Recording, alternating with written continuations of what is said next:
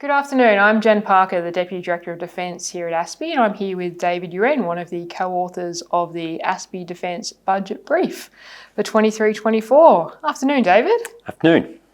So, David, the defence budget, it came out, or the government budget, it came out in quick succession from the DSR. I think there was only about 4 weeks between them. What would you say your key takeaways are from the defence budget?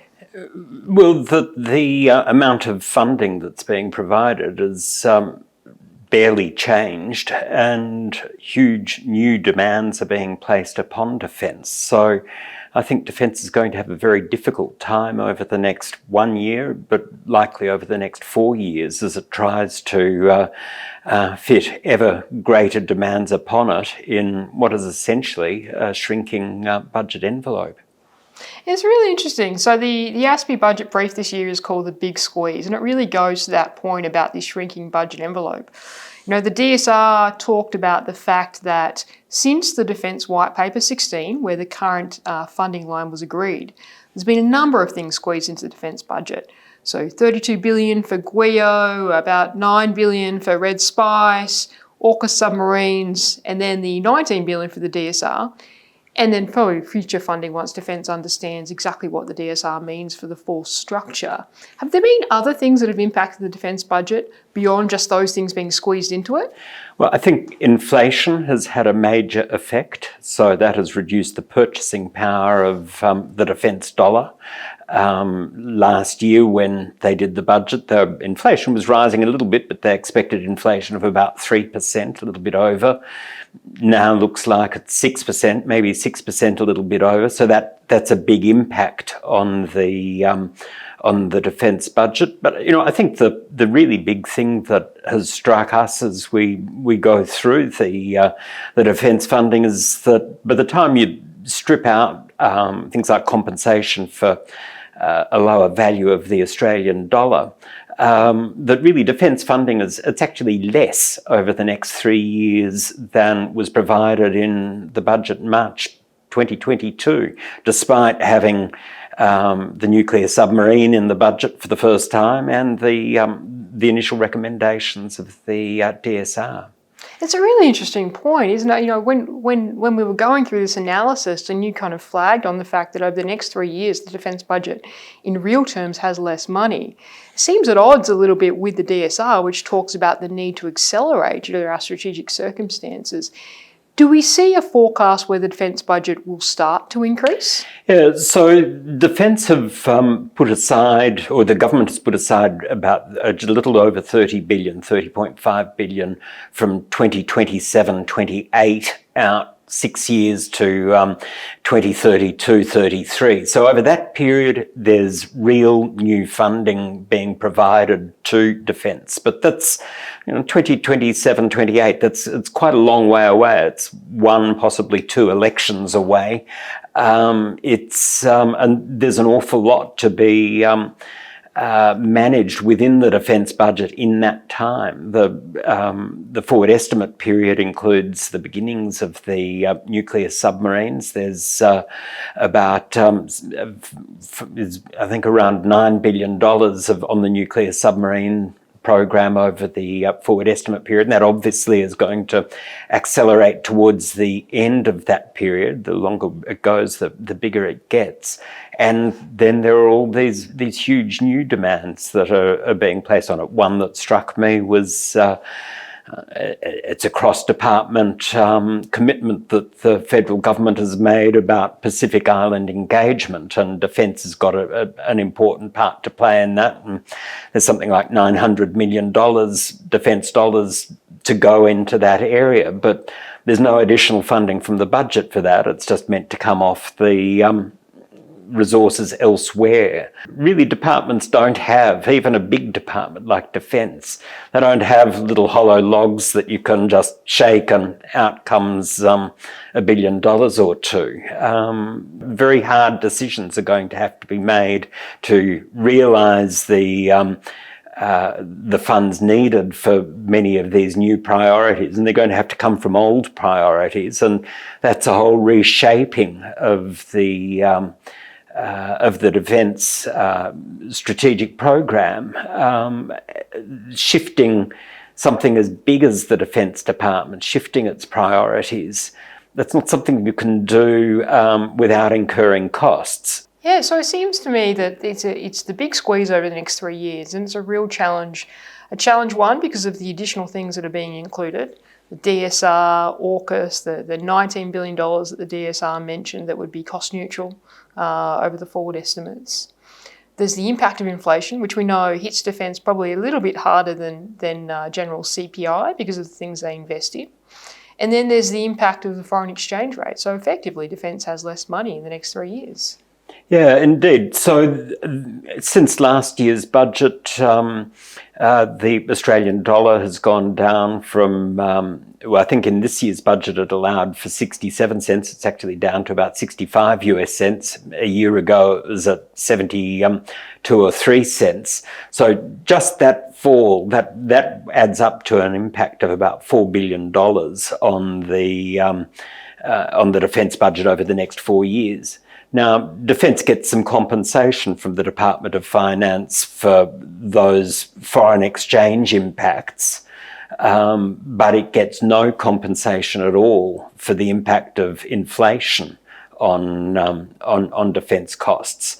So, as you say, inflation's been rising, and it's been rising a lot for a lot of the things that Defence purchases, and it's not only talking missiles or aircraft or tanks, simple things like concrete and steel. Prices have gone up 20, 30, 40% over the last couple of years. So these things are all having to be managed within with very limited resources. So I think it's going to be difficult. One area where you can see a squeeze happen, is going to emerge is on personnel. So Defence has had a strategy of building up its personnel. There's a goal of reaching over 100,000 total Defence force, including the public service element, by 2040. Well, trying to achieve personnel growth, you can't do much about salary levels. That's determined by the Remuneration Tribunal. It's very difficult to contain your workforce costs.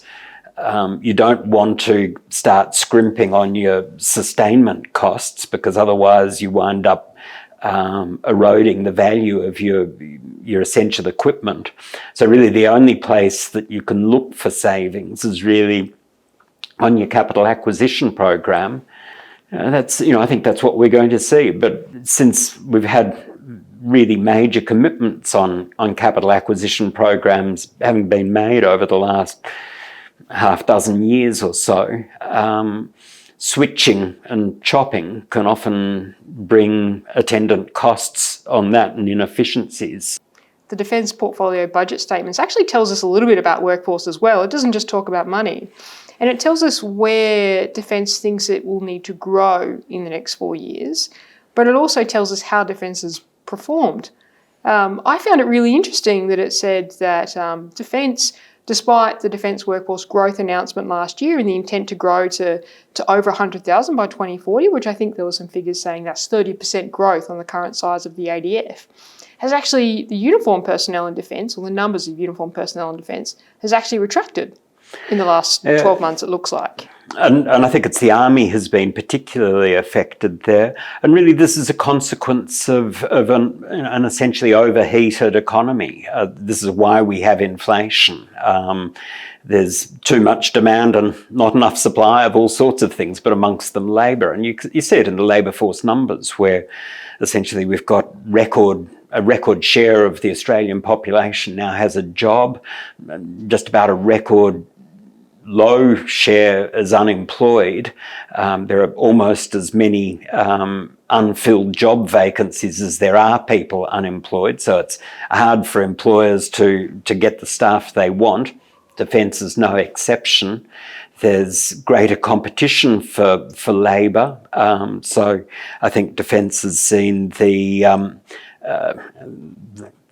call it very diplomatically separations, but I suppose it's resignations and people leaving the Defence Forces for other opportunities. That's a consequence of this overheated economy that we're seeing producing. On the one hand, it's inflation. On the other, it's very high employment levels, and on the other, it's very high revenue coming into the government. These are all symptoms of really the same thing, which is an economy that's been stimulated with low interest rates and government stimulus programs, government deficits over the last few years. Well, thanks, David. So we've talked a little bit about what the budget does say, and we've also talked about the fact that the DSR came out a month before the budget, so the budget doesn't really reflect the DSR. We know the DSR recommended a national defence strategy, so we expect to see that in 2024 and then updated every 2 years. So in some ways it seems like we're in a little bit of a holding period, and potentially next year's defence budget, once we've understood the DSR and the national defence strategy is out, might give us a little bit more of an understanding of spending in defence. Do you think that's fairly accurate? Well, I certainly think that there should be a much clearer idea of what's going to happen with the various acquisition programs, both the ones that are already on the books and the ones that are coming onto the books as a result of the DSR. We should have a clearer idea of that. Every budget, it really starts anew, so it is entirely possible that more funding could be provided for defence in next year's budget, but the one thing that you can say with absolute clarity is that there's no more money in the defence budget next year or the year after that or the year after that.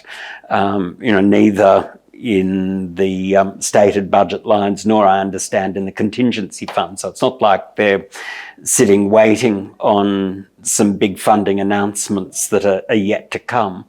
Yes, things can happen over the course of a year and a different stance can be taken. And indeed, I think most defence people who analyse the state of defence as it tries to manage the task being asked of it would suggest that it should have some increased funding.